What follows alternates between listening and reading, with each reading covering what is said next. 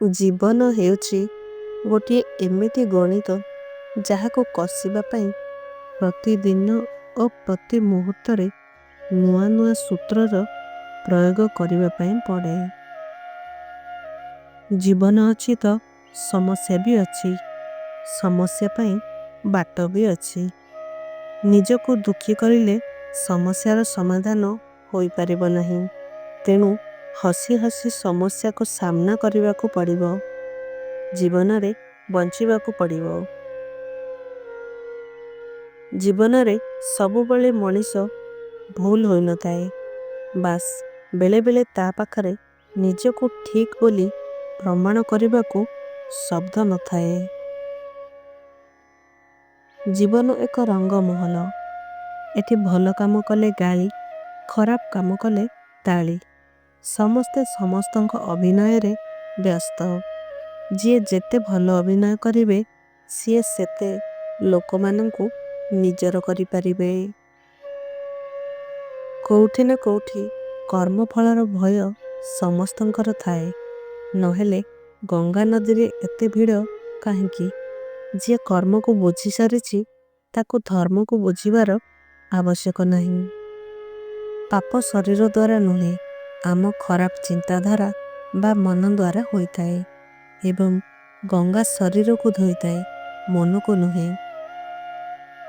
କାହାର ପାପକୁ ବର୍ଣ୍ଣନା କରି ଖୁସି ପାଉଥିବା ଲୋକ ସେହି ବ୍ୟକ୍ତିଙ୍କ ପାପରେ ଅଂଶୀଦାର ହେବା ସହିତ ସମାନ ହୋଇଥାଏ। ଜୀବନର ଚଲାବାଟରେ ବହୁତ ଲୋକ କଷ୍ଟ ଦେବେ, ବହୁତ ଲୋକ ବେଇମାନ କରିବେ, ବହୁତ ଲୋକ ବିଶ୍ୱାସଘାତକତା କରିବେ ଏବଂ ବହୁତ ଲୋକ ଭଲ ପାଇବା ନାଁରେ ଅଭିନୟ କରିବେ। ବନ୍ଧୁତ୍ୱର ସୁଯୋଗ ନେଇ ତୁମକୁ ବ୍ୟବହାର କରିବେ। ତେବେ ଜୀବନରେ ସବୁ କିଛି ଅଣଦେଖା କରି ଆଗେଇ ଚାଲ। ଦେଖିବ ସମସ୍ତେ ତୁମ ପଛରେ ପଡ଼ି ରହିବେ। କଥାକୁ ଏମିତି ଯେମିତି 5 ଲୋକଙ୍କୁ ଭଲ ଲାଗୁଥିବ। କାମ କର ଏମିତି କି ଯେମିତି 5 ଲୋକ ପ୍ରଶଂସା କରୁଥିବେ। ଚିନ୍ତା କର ଏମିତି କି ଯେମିତି 5 ଲୋକଙ୍କର ମଙ୍ଗଳ ହେଉଥିବ।